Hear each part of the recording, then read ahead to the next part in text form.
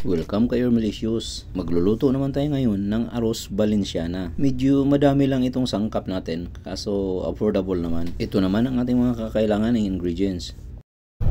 Ayan ang ating rice, kahalong malagkit at jasmine, chicken breast, chicken liver, Chinese sausage, bell pepper, green peas, raisin, tomato, paprika, optional lang ito, pwede namang wala, garlic and onion.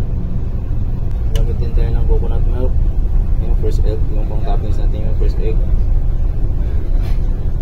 Kasama nito. Ito yung tinatawag nilang saffron. Sa atin ay kasuba ang tawag nito. Ito yung pinanlalagay sa lugaw or arroz caldo. Ito yun, kasuba. Ito yung... Okay, start na tayo. Gumawa lang ako dito ng chicken broth. Yung mga buto-buto ng chicken yan, pinakuluan ko lang. Susutin na tayo. Gagamit lang ako dito ng coconut oil. Healthy oil din naman ito. Mainit na, ilagay ko ng garlic. Then isunod ko na ang onion. Then ang tomato. This time, ilagay natin ang ating chicken.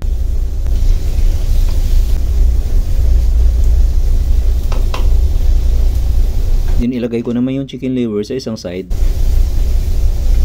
Then hayaan ko munang maluto yung isang side ng chicken liver na huwag galawin at para hindi madurog. After a few minutes, ito na. Pwede nang haluin. Gisang-gisa na ito. Malasa pati ang chicken liver sa Valenciana. Pwede nang ilagay ang Chinese sausage.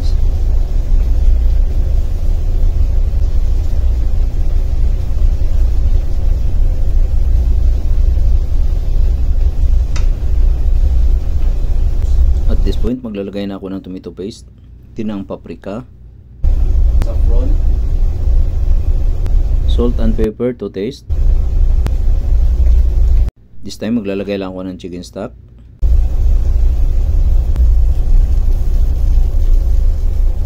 Din ilalagay ko na ang rice. Maglalagay lang ako ng screen sa ilalim para hindi masyadong malakas ang init ng ating lutuan at maiwasan nating dumikit at masunog ito. Din i-add na natin ang ating coconut milk.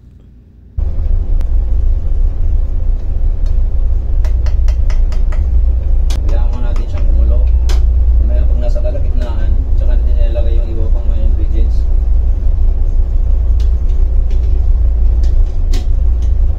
After 15 minutes, ito na, nasa halfway na tayo. Need lang nating haluin para siguradong walang didikit na rice.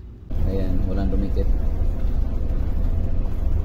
Ilalagay na natin ang iba pa nating ingredients. Green peas, raisin.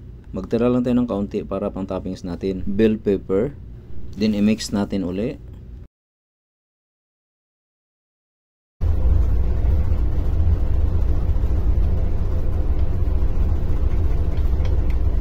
This time, kailangan ko lang siyang kuburan ng aluminum foil para selyado siya at magparihas ang kanyang pagkaluto ng ating rice para hindi makalabas ang init at maluto siya ng dahan-dahan. So, hayaan muna natin yan another 15 minutes. After 15 minutes, ito na. Wow! Look at that. So, maluluto na ito. Ilagay na natin ang ating pang toppings.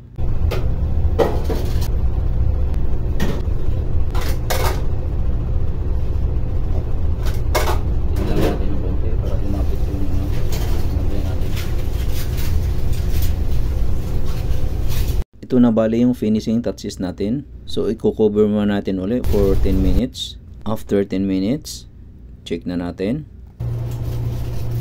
Oh, this is it. Luto na ito ng tuluyan. Ito.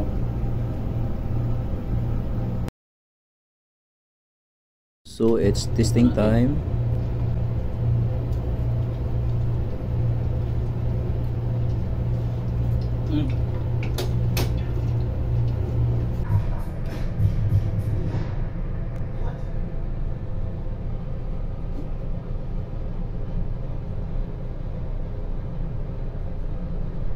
Muli, ito na ang ating arroz ala Valenciana. Thank you for watching.